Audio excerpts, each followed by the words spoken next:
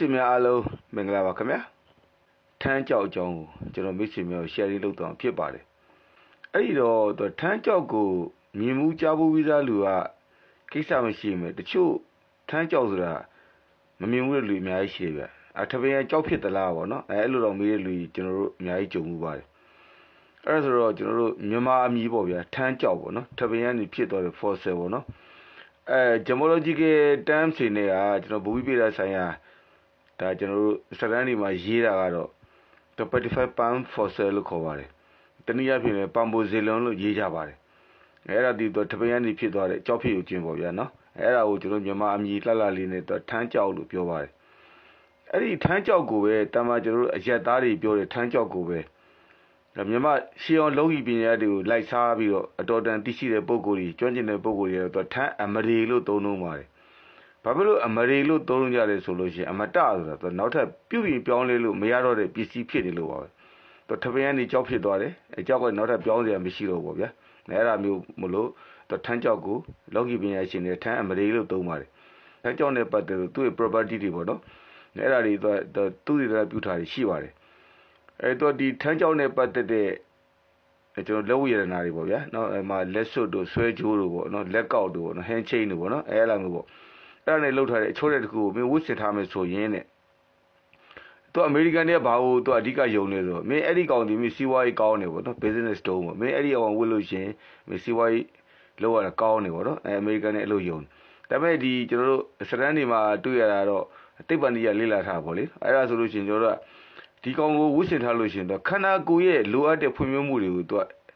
provide လုပ်ပေးတယ်ပေါ့နော်အဲကျွန်တော်ထောက်ပံ့ပေးတယ်ပေါ့ခန္ဓာကိုယ်မှာလူတစ်ယောက်ရဲ့လိုအပ်တဲ့ဖွံ့ဖြိုးမှုတွေကိုသူကထောက်ပံ့ပေးတယ်နောက်တစ်ခုကတော့ခန္ဓာကိုယ်ရဲ့လိုအပ်တဲ့သူကvitamins and mineral ပေါ့နော် vitamin နဲ့ဓာတ်ထုဓာတ်တွေကိုလည်းသူကခန္ဓာကိုယ်ကစုပ်ယူနေအောင်ထမ်းကြောက်ကအားပေးတယ်လို့သူတွေနဲ့ပြုထားကြပါတွေးချိထားတာပေါ့နော်နောက်တစ်ခါခန္ဓာကိုယ်မှာသွေးထဲမှာရှိတဲ့အရေထဲမှာရှိတဲ့ poison တွေပေါ့နော်အဆိပ်တွေကိုလည်းသူကဖယ်ရှားပေးနိုင်တယ်လို့ဒါကျွန်တော်တို့သူတွေနဲ့ပြုထားတာတွေ့ရပါတယ်နောက်ကျွန်တော်တို့လူခန္ဓာကိုယ်မှာရှိတဲ့သပင်တွေလက်သေးတွေမေးရိုးတွေပေါ့အဲ့ဒါတွေကျန်းမာရေးကိုလည်းသူအထောက်အကူပေးသေးတယ်ဗျနော်အဲ့သူစတန်တွေဖိုင်တော့ထမ်းကြောင်းနဲ့ပတ်သက်လို့သူ Haley property ဘာတွေအများကြီးထားဆိုဗျအမခန်းကုံွယ်ပေါ့နော်ဒီလောက်ဆိုရင်ဒါကျွန်တော်အခြေခံနည်းနည်းပြောလို့ရပါပြီပေါ့နော်အဲ့ဆိုသူထမ်းကြောက်ဒီသူမင်းဘယ်လောက်မာလဲလို့မင်းသူ့ရဲ့ hardness ပေါ့နော်မာစင်းကသူ 7.5 ရှိတယ်ဗျတဲ့ကြောက်စိမ့်မှာဘော်ဒီသားရေခဲသားတော့မှသူ7ပဲရှိတယ်ခုံပဲရှိတယ်တမန်ကြောက်စိမ့်ဆို6.5ပေါ့နော်သူကြောက်စိမ့်နေကိုသူ 0.5 ဘိုးမာလို့ပြောလို့ရတယ်ပေါ့နော်နောက်တစ်ခါသူ့ရဲ့ reflective index ပေါ့ဗျအလင်းရညွှန်းကိန်းပေါ့နော်အလင်းရညွှန်းကိန်းကသူ1.53နဲ့1.54ကြားထဲမှာရှိတယ်သူတို့ကြောက်စိမ့်ဆန်လေးနေတာပေါ့နော်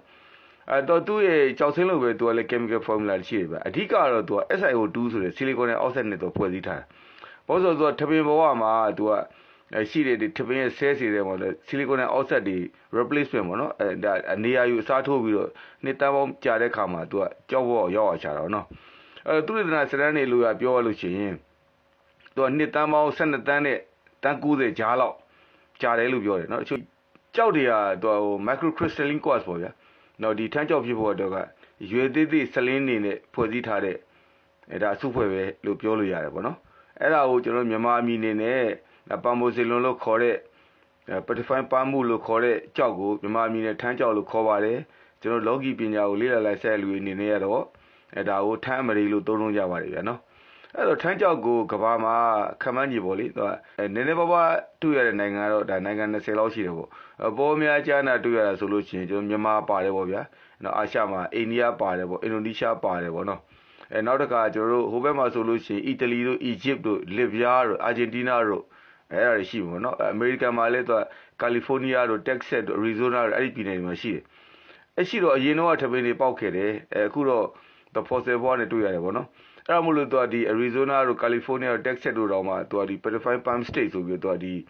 တချို့ဒီဟောပေါ့ပဲကျွန်တော်တို့ဒီဖားကတ်ဟိုကျွန်တော်ကြောက်စိမ့်မျိုးတော်လို့ခေါ်သူဗောနော်အဲ့ဒါထန်းကြောက်မျိုးတော်လို့တောင်မှသူကကျွန်တော်တို့ဒါစာရီမှာရေးသားကြတွေ့ရပါတယ်ဗျသူအဲ့လောက်ထိတော့တန်ဖိုးထားပါတယ်အဲ့ဆိုတော့မြမလောကီပညာရှင်တွေဟလာတော်တော်များများဒါထမ်းကြောက်နဲ့ပတ်သက်လို့ရှင်ပေါ့လေဒါကျွန်တော်တို့ဟိုလူတွေကိုညွှန်းရတယ်ရှိပါတယ်မြမလောကီပညာရှင်တွေရဲ့ဒါသူတို့ယုံကြည်ထားတဲ့ရှေးတော့ဆက်ဆဲတွေမေးကြတဲ့အဆိုရပါတော့အဲ့ဒါမို့သူထမ်းကြောက်ကိုထမ်းအမရီလို့တော့မှသူတို့မျက်မှန်လူတန်ဖိုးထားပြီးတော့ သုံးစွဲကြတာတွေ့ရပါတယ်ထမ်းကြောင်းနဲ့ပတ်သက်လို့ရှိရင်ကျွန်တော်တို့ဒါအာရှမှာပေါ့လေကမ္ဘာကိုအတင်ပို့ဆုံးနိုင်ငံတွေအင်ဒိုနီးရှားနိုင်ငံဖြစ်ပါတယ်အင်ဒိုနီးရှားနိုင်ငံအင်ဂျင်ကြောင်းနဲ့ထမ်းကြောင်းကိုသူ့နိုင်ငံ GDP ရဲ့ 30% လောက်ထိကိုသူနိုင်ငံခြားကိုပို့ပါတယ်ဒါအချောတယ်ရောအရာရောပေါ့လေနော်ဒါကျွန်တော်တို့စီမှာတော့ထမ်းကြောင်းကိုစီးပွားဖြစ်အများကြီးလုပ်နေတဲ့လူကျွန်တော်မတွေ့ရသေးပါဘူးကျွန်တော်လေ့လာတော့ပေါ့လေနော်ထမ်းကြောင်းကိုဟိုဒါကျွန်တော်တို့မြန်မာပြည်မှာလည်းမြန်မာနိုင်ငံအလယ်ပိုင်းမှာရှားရှားပါးပါးတွေ့ရပါတယ်ဥပမာပခုတ်ကူတို့ပေါ့ဗျာနှထိုးကြီးတို့ပေါ့နော်ဒါမို့ကအနောက်ဘက်မှာဖိုးဝင်းအောင်နယ်တို့ဘာလို့ပေါ့နော်အဲ့ဒီပတ်ဝန်းကျင်မှာတော့ကျွန်တော်တို့တွေ့ရပါတယ်နောက်ကပ်ဘလူကျွန်းလာအနီးတစ်ဝိုက်မှာလည်းတွေ့ရပါတယ်အဲ့ဆိုအဲ့ဒီထမ်းကြောက်ကိုကျွန်တော်တို့ဒီလက်ရှိဈေးကွက်ထဲမှာတော့ကျွန်တော်လက်ကောက်တို့ဆွဲကြိုးတို့ပရီးတို့ပေါ့ဗျာအယုတ်ထုလေးလုပ်ပြီးတော့ဒါကျွန်တော်ရောင်းချနေတာတော့ကျွန်တော်တို့လေးလာသိရှိရပါတယ်ထမ်းကြောက်နဲ့ပတ်သက်လို့ရှိရင်မြန်မာတော်တော်များများထမ်းကြောက်ကိုတိတ်ပြီးတော့မတိလို့ပဲဖြစ်စေပေါ့လေနော်ပေါ်လို့ပဲဖြစ်စေပေါ့နော်တန်ဖိုးမထားကြတာတွေ့ရပါတယ်ဒါပေမဲ့ကဘာမှာ rock collector လို့ခေါ်တဲ့ကြောက်စုတဲ့လူပဲကြောက်ချစ်သူတွေပေါ့နော်ကြောက်ချစ်သူတွေကဘယ်လောက်ထိချစ်လဲဆိုလို့ရှိရင်သူ favorite stone လို့ခေါ်တယ်သူဒီကြောက်ထဲမှာသူတော်တော်ကိုပြောမယ်ဆိုရင်ထင်းထင်းရှားရှားနဲ့ပေါ့နော်ကြော်ရရကိုသူတို့နာမည်နဲ့တမျိုးနဲ့ကိုစုဆောင်းကျင်ကြတာဖြစ်ပါတယ်ထားကြောက်ကအဲ့လောက်ထိကိုလူကြိုက်မှတဲ့ကြောက်ဖြစ်ပါတယ်ဒါဟာသူကျွန်တော်မြန်မာဈေးကွက်မှာမသိတာရဲ့မဲ့ကျွန်တော်တို့ဒီခီးသွားဧည့်သည်အင်မတန်များတဲ့ဒီအာရှမှာဆိုယူရီးယားပေါ့ဗျယူရီးယားမှာဆိုရင်ထမ်းကြောက်ကတော်တော်လေးကိုရှားရှားပါးပါးအနေနဲ့ရောင်းရတာဖြစ်ပါတယ်ကျွန်တော်တို့ဒီယူရီးယားနိုင်ငံမှာရှိတဲ့အမှတ်တရဆိုင်တွေမှာတွားကြည့်ထမ်းကြောက်လက်ကောက်တစ်ကွင်းကိုဒေါ်လာ100နဲ့ဒေါ်လာ300ကျားမှာရောင်းတာတွေ့ရပါတယ်ကျွန်တော်စကော့ဈေးထဲမှာဆိုရင်ခန့်မှန်းကြီးဒေါ်လာ50လောက်ရောင်းကြတယ်ပေါ့ဗျာနော်သူအဲ့လောက်ထိကိုသူထမ်းကြောက်ကနိုင်ငံသားတွေအကြိုက်များတဲ့ကြောက်လေးဖြစ်ပါတယ်ဆိုတဲ့အကြောင်းဒါမိတ်ဆွေတို့ကျွန်တော် share လုပ်တာဖြစ်ပါတယ်